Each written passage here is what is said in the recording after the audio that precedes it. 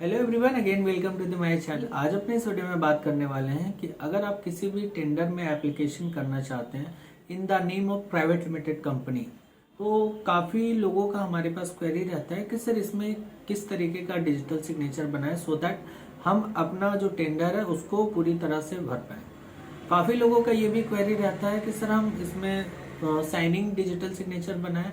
Organisation के नाम से या फिर इंडिविजुअल के नाम से या फिर साइनिंग विथ इंक्रिप्शन बनाएं। ये काफ़ी लोगों का कंफ्यूजन रहता है और जब वो गलत डीएससी बना लेते हैं, जब टेंडर के लिए अप्लाई करते हैं तो पता चलता है वो डिजिटल सिग्नेचर काम ही नहीं करता है और उनका टेंडर टाइम से हाथ से निकल जाता है। तो आप लोगों को ऐसा प्रॉब्लम फेस ना करना पड़े, इसके लिए चलिए इस वीडियो में समझते हैं कि इन केस अगर आप ऑर्गेनाइजेशन के बिहाफ में अगर कोई भी टेंडर में एप्लीकेशन करने का सोच रहे हैं या फिर करने जा रहे हैं तो आप कौन सा डिजिटल सिग्नेचर बनाएं सो दैट वो आपका टेंडर के लिए यूजफुल रहे और आपका वो डिजिटल सिग्नेचर काम करे। तो जैसा कि मैं बता दूं कि जब भी किसी भी कंपनी का टेंडर इशू होता है तो उसके लिए टेंडर डॉक्यूमेंट निकलता है। मान लीजिए कि अगर पीडब्ल्यूडी का कोई टेंडर निकलता है तो उसमें जो टेंडर है उससे रिलेटेड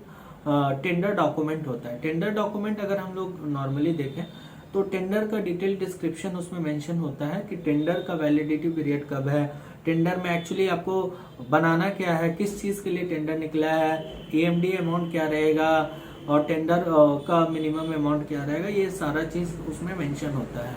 और आपको ये भी पता है कि उसमें से जो कम जिनका एलिजिबिलिटी पूरी तरह से फुलफिल हो जाता है उनको टेंडर मिल जाता है। अगर आप भी फुलफिल कर देते हैं अपना सारा एलिजिबिलिटी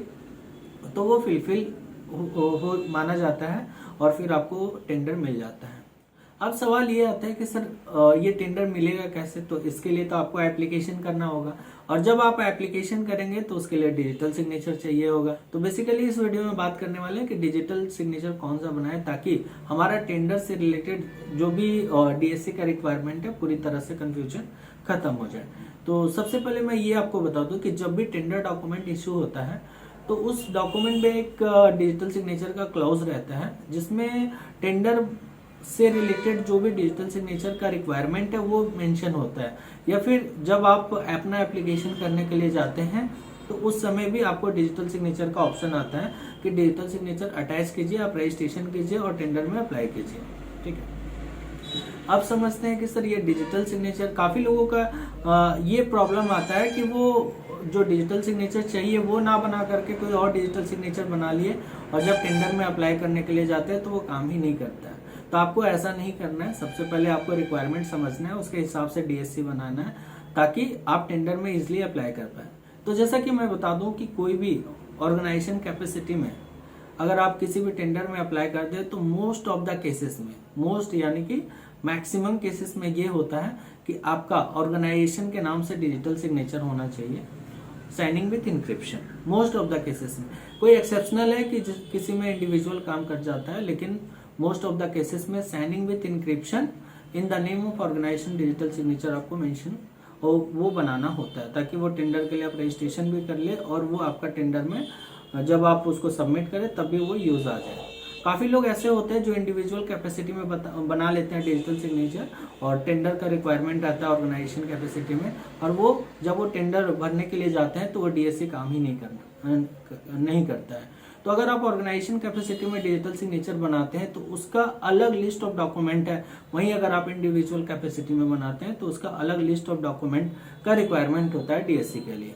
काफ़ी लोगों का सवाल ये भी आता है कि सर इसका कॉस्ट क्या होता है, तो इसका कॉस्ट बहुत ज़्यादा नहीं होता है, बहुत ज़्यादा का डिफरेंसेस ऑलमोस्ट डबल हो जाता है। अगर आप इंडिविजुअल में सिर्फ साइनिंग बनाते हैं, वहीं अगर आप कॉम्बो बनाते हैं तो ऑलमोस्ट डबल का एक्सपेंस हो जाता है। अब सवाल ये आता है कि सर ये इंडिविजुअल साइनिंग डीएससी क्या होता है और ऑर्गेनाइजेशन साइनिंग विथ इंक्रिप्शन क्या होता है। तो जैसा कि मैं बता दूं कि अगर आप इंडिविजुअल डिजिटल सिग्नेचर बनाते हैं वो इंडिविजुअल इंसान के नाम से होता है, वो बेसिकली इनकम टैक्स, जीएसटी ये सब के लिए यूज आता है, आरओसी के लिए। वहीं अगर आप ऑर्गेनाइजेशन डीएससी बनाते हैं तो आप ऑर्गेनाइजेशन के नाम से टेंडर के लिए अप्लाई कर सकते हैं। जब आप ऑर्गेनाइजेशन कैपेसिटी में डीएससी बनाते हैं तो उसका लिस्ट ऑफ रिक्वायरमेंट भी अलग से हो जाता है। जैसे अगर हम लोग इंडिविजुअल का बात करें तो उसमें पैन, आधार, मोबाइल नंबर, ईमेल आईडी यही सब चाहिए इंडिविजुअल आदमी का, सिर्फ इंडिविजुअल इंसान जिनके नाम से डिजिटल सिग्नेचर बन रहा है जो एप्लीकेंट है। वहीं अगर हम लोग ऑर्गेनाइजेशन कैपेसिटी का अगर डिजिटल सिग्नेचर बनाना है तो उसमें एक अगर आपका प्रोप्राइटरशिप फर्म है तो फिर तो आपका सिर्फ जीएसटी चाहिए होगा, इसके अलावा PAN, Aadhaar, photo, mobile number, email ID. वहीं अगर हम लोग पार्टनरशिप फर्म या फिर कंपनी का बात करें तो इसमें लिस्ट ऑफ डॉक्यूमेंट अलग हो जाते हैं। अगर आप पार्टनरशिप फर्म या फिर प्राइवेट लिमिटेड कंपनी है तो इस केस में क्या है कि आपका ऑर्गेनाइजेशन का एटलीस्ट 3 डॉक्यूमेंट चाहिए डिजिटल सिग्नेचर का, और इसके अलावा जो सेकेंड डायरेक्टर या सेकेंड पार्टनर है वो ऑथराइज करेंगे एप्लीकेंट को कि वो ऑर्गेनाइजेशन के बिहाफ में डिजिटल सिग्नेचर बनाए। तो इसके लिए ऑथराइजेशन लेटर, इसके अलावा जो ऑथराइज कर रहे हैं उनका भी कुछ डॉक्यूमेंट का रिक्वायरमेंट होता है। तो अगर आप भी डिजिटल सिग्नेचर से रिलेटेड अगर आपके मन में किसी भी तरह का कंफ्यूजन है कि ऑर्गेनाइजेशन डीएससी कैसे बनेगा या फिर क्या डिजिटल सिग्नेचर यूज आएगा, तो आप नीचे दिए गए नंबर पे व्हाट्सएप कर सकते हैं और अपना क्वेरी रेज कर सकते हैं। या फिर आप डिजिटल सिग्नेचर से बनाना चाहते हैं, बहुत ही अफोर्डेबल कॉस्ट पे हम लोग डिजिटल सिग्नेचर भी प्रोवाइड करते हैं। तो इससे रिलेटेड अगर आप लोग का क्वेरी है, अगर आप डिजिटल सिग्नेचर बनाना चाहते हैं किसी भी प्रकार का, चाहे वो इंडिविजुअल हो, टेंडर के लिए हो, ऑर्गेनाइजेशन कैपेसिटी में, इंडिविजुअल कैपेसिटी में, साइनिंग डिजिटल सिग्नेचर हो, डीजीएफटी का हो, फॉरेन इंडिविजुअल का हो, किसी भी तरह का डिजिटल सिग्नेचर से रिलेटेड अगर आपका क्वेरी है तो नीचे दिए गए नंबर पर आप टेक्स्ट कर सकते हैं और कॉल भी कर सकते हैं, कांटेक्ट कर सकते हैं। इस वीडियो में बस इतना, ऐसे इन्फॉर्मेटिव वीडियो के लिए बने रहे। Thank you very much.